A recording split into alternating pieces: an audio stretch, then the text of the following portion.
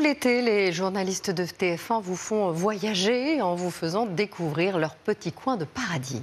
Ce soir, Charlotte Casanova, accompagnée de Séverine Fortin, nous emmène en Corse, d'où ses parents sont originaires. C'est donc forcément hors des sentiers battus qu'elle vous fait vivre son île de beauté. On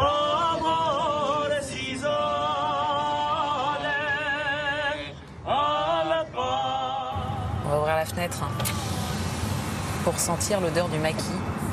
Signe que nous sommes arrivés en Corse. La terre de mes ancêtres. Mes deux parents sont d'origine corse.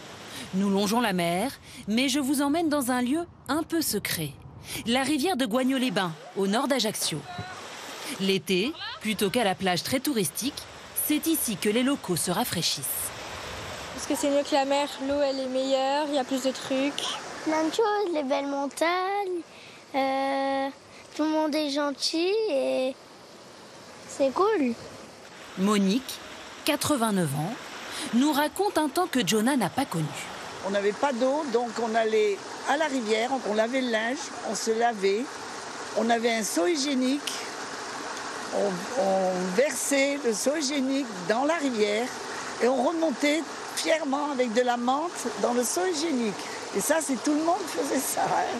C'est le moment de repartir, direction Sagone et son célèbre glacier Pierre Géronimi. Nous arrivons un peu avant lui, au moment où le maraîcher François Piane livre fruits et légumes tout juste cueillis. Ah bah y a Pierre qui arrive là. Il nous a dit que c'était bien de travailler pour toi, que tu valorisais les produits. Moi je valorise rien, c'est le produit. Et moi je dis merci, c'est tout. C'est magique, ben, regarde, il n'y a même pas besoin de parler, voilà. Ce matin-là, il nous prépare une glace au melon. Un privilège, hein, Séverine, d'être dans la cuisine de Pierre, dans son labo là. Moi, j'y suis jamais allée. Hein. Mais si, non, je suis jamais. En 30 ans, je suis jamais venue ici. Hein. Les ingrédients sont parfois surprenants. 3 sortes de melons, un pot de miel entier, de la menthe, du poivre. On va mettre des fleurs de thym pour lui donner plein de, tu vois, pour que ça pète en bouche. Mais nous ne saurons pas tout. Il a beau dire c'est juste les produits, il y a quand même une recette. Hein. Non mais bien sûr qu'il y a une recette. On n'est pas des malades. Hein. Pierre Géronimi fait des glaces depuis sa plus tendre enfance. Mon père en faisait déjà. Elles étaient vraiment bonnes. Et je me devais de faire ou pareil que lui, ou mieux que lui. Voilà. Donc pareil. C'est pour ça qu'on vient ici, c'est parce que c'est au-delà du lac. Non. C'est fier. Tiens, c'est bon.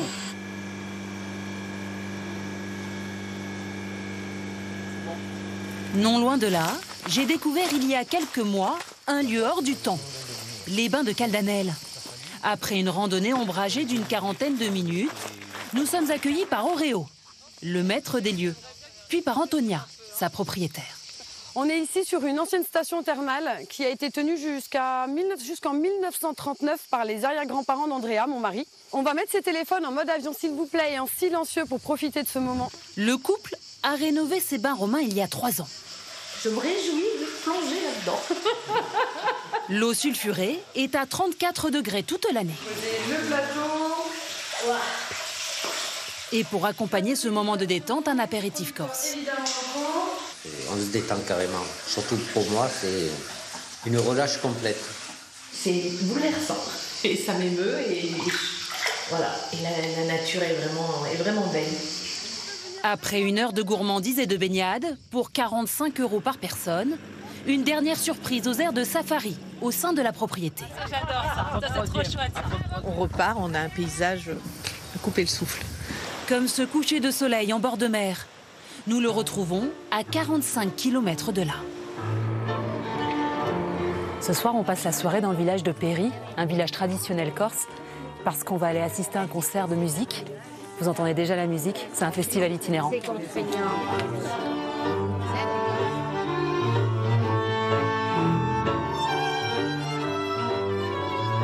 C'est extraordinaire, il faut que les gens y aillent. On est dans un autre monde, ça nous fait rêver.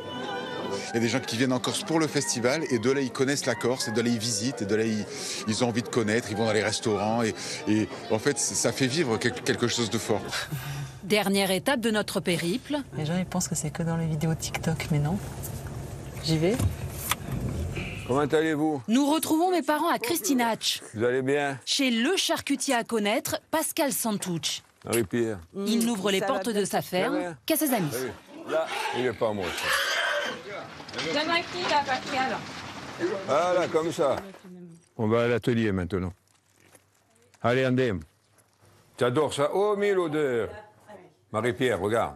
Elle est énorme, ta coche. Les coques. Ouais. Ben, ça dépend des cochons. Et les longes, il y en a 4 par cochon. Pas plus. Alors, quand tu commences à voir beaucoup de copes et de longes, demande-toi où ils sont les cochons, parce que souvent, malheureusement, aujourd'hui, maintenant, la charcuterie corse, elle est faite avec pas beaucoup de cochons élevés en Corse. Mais ici, tout est bio. Je ne saurais pas travailler avec des cochons industriels, des nitrates et tout ça, je ne sais pas faire. Moi, je sais faire l'authentique. Nous en avons la confirmation Regarde. au moment de la dégustation. Voilà. Un peu de saucisson, un peu de longe, un peu de cope, un peu de prisoute. Parfait. Ça vous ira? Ouais. C'est parfait. Bah, à salut. Allez, amicizia. On croise pas. Hein. Non.